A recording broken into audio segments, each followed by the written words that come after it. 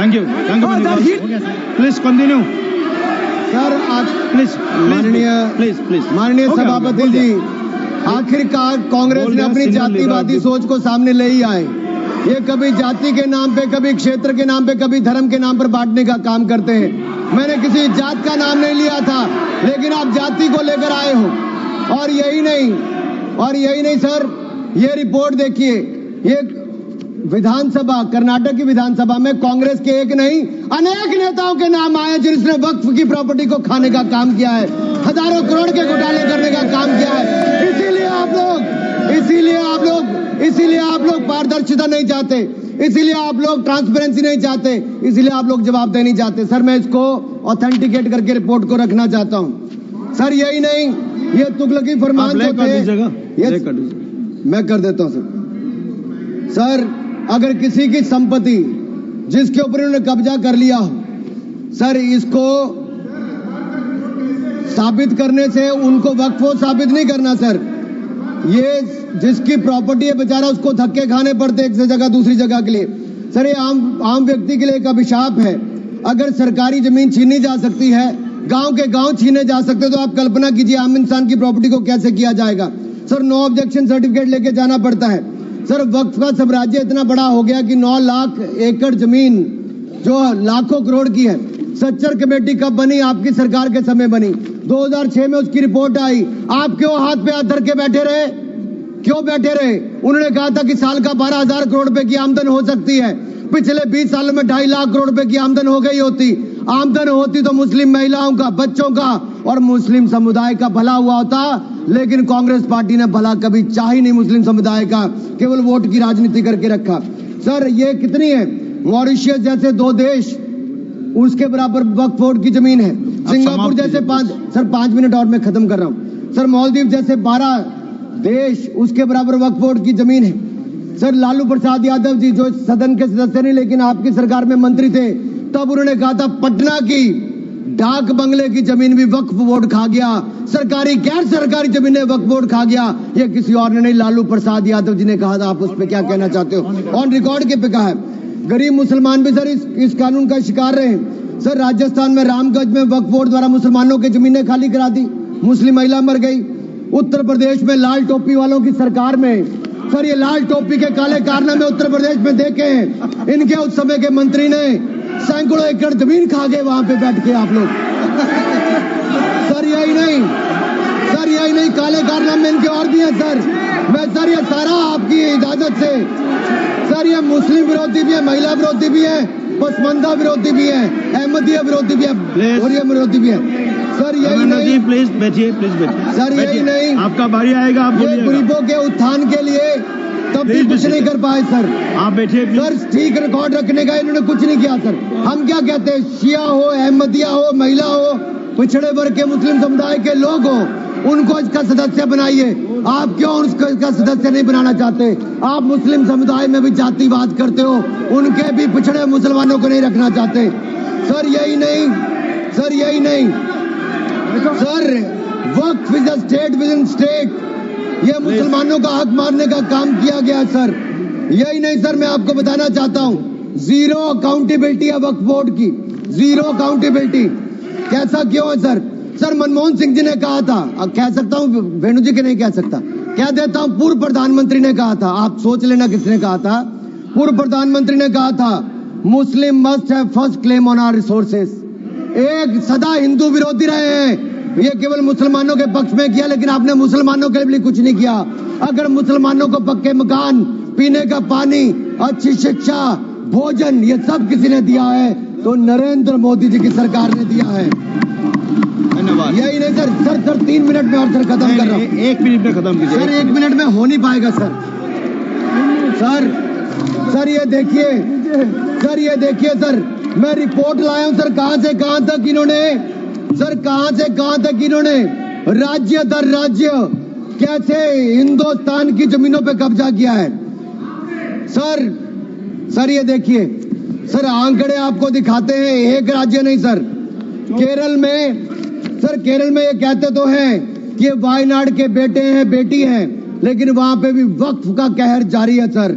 पापी vote bank का सवाल है। आप वायनाड में भी चुप रहते हो, कुछ करते नहीं हो। और वायनाड का रहनुमा कहने वाली आज गायब है और गायब है, और वहां पर भी उनकी संपत्तियों पर हो रहा है सर। इसलिए चर्च ने भी कहा सर, केरल में तो रोज ऐसे हो रहा है सर। बेलगाम हो चुका वक्फ बोर्ड, किसानों, मजदूरों, हिंदुओं की जमीनों को इविक्शन नोटिस दे रहा है सर। एर्नाकुलम में सर 404 एकड़ जमीन पर दावा ठोक दिया है। 604 पिछड़े ईसाई और हिंदू परिवारों के घर छीन लिए। त्रावणकोर में सर राज परिवार की जमीन खा गए। केरल में कांग्रेस और वामदल ने मिलकर बिल पास कर दिया। कर्नाटक में 15,000 एकड़ की कहानी मैं आपको बता चुका हूं। तिरुचिरापल्ली में सर इन्होंने एक गांव में 1500 साल पुराने प्राचीन मंदिर के साथ लगती जमीन सर, इस पे कब्जा करने की बात कही सर। सूरत के नगर निगम में सर मुगलों की संपत्ति बताने का काम किया सर। नगर निगम को भी सर बेट द्वारका के 2 द्वीपों पर दावा ठोक दिया है। क्या भगवान कृष्ण से पहले इस्लाम धर्म आ गया था? क्या भगवान कृष्ण से पहले इस्लाम धर्म आ गया था सर? यही नहीं, कल क्या आनंद भवन और नेशनल हेरिटेज पर आकर, मैंने अभी बार सुना था कि आनंद भवन और नेशनल हेरिटेज पर वक्फ बोर्ड अपना दावा ठोकने वाले हैं, तो दे दोगे क्या? बता दिया। और यही नहीं सर, एएसआई संरक्षित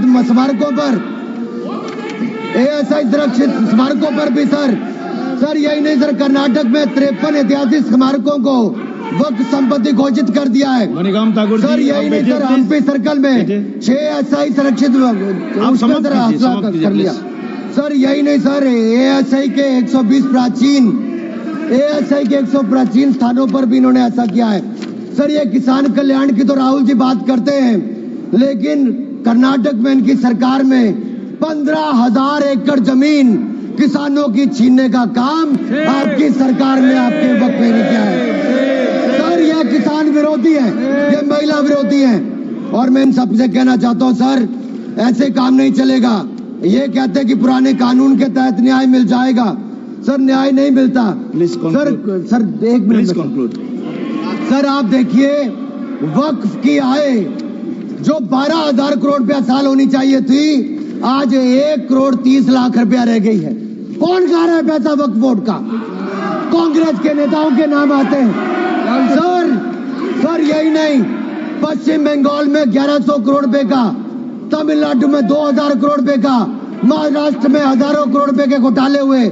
इन सब की सरकारों में कहे गए। मैं सारे सबूत लाया हूं, सारी रिपोर्ट्स लाया हूं। आपका अनुरोध करता हूं सर कि सारे के सारे ऑथेंटिकेट करके मुझे रखने का मौका दिया जाए।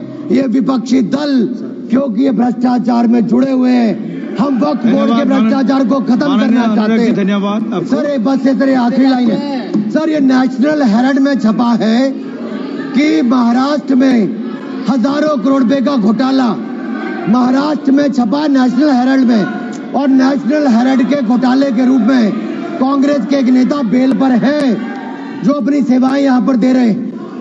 उसी नेशनल हेरिटेज में लिखा गया है ये कांग्रेस पंचतंत्र का वो बंदर है जहां रोटी के बंटवारे के नाम पर ये सारी रोटियां खा जाते हैं सर। सर, ये मंदिरों की जमीन संपत्ति के नाम, ये विशेष कानून इसके लिए क्यों नहीं है सर? ये वक्फ के लिए क्यों है सर? इनका विचार साफ नजर आता है सर। ये मंदिरों का सोना पिघलाकर ये तब तो ले जाते हैं, लेकिन भ्रष्टाचार के नाम पर जमीन पर कब्जा करने के लिए वक्फ बोर्ड बना देते हैं सर। हमारी सरकार वक्फ को पारदर्शी और जवाबदेह करना चाहती है। हमारे पास काफी वक्ताओं का लिस्ट है, सबको बोलने का मौका देना है। लास्ट 30 सेकंड में लास्ट 30 सेकंड सर। आपने कहा था कि कोई बीच में टोका टोकी नहीं करेगा, लेकिन इन्होंने तो एक ऐसा जमींदार खड़ा कर दिया है जो एक नहीं अनेक ऐसी हजारों करोड़ रुपए की संपत्तियां खा गए। और कर्नाटक के कुछ नेताओं के, कांग्रेस के नेताओं के नाम है सर, ले सकता हूं, जिनका रिपोर्ट में नाम आया सर, विधानसभा में रिपोर्ट आई है सर। सिटिंग विधायक है, पूर्व विधायक, पूर्व मंत्री, राज्यसभा के प्रतिपक्ष के नेता हैं। ये वक्फ की प्रॉपर्टियों पे कब्जा करने वाले, पैसा खाने वाले हैं। और यहां तक कि एक 5 स्टार होटल का भी सुलह कराने के लिए इन्होंने कही। सर, मैं इतना ही कहना चाहता हूं, ये बिल मुस्लिमों के जीवन में एक बड़ा बदलाव लाएगा। हर वर्ष हजारों करोड़ कमाने का प्रावधान करके दिखाएगा। अच्छी शिक्षा, अच्छी सुविधाएं, अच्छे मकान, अच्छा इलाज और अच्छा भविष्य देने का काम ये नरेंद्र मोदी की सरकार में वक्फ बोर्ड का संशोधन बिल उम्मीद के माध्यम से एक नई है। उम्मीद बांध कर दिखाएगा, नहीं उम्मीद बांध कर दिखाएगा। बहुत बहुत धन्यवाद। धन्यवाद। माननीय सदस्य श्री अरुण भारती जी।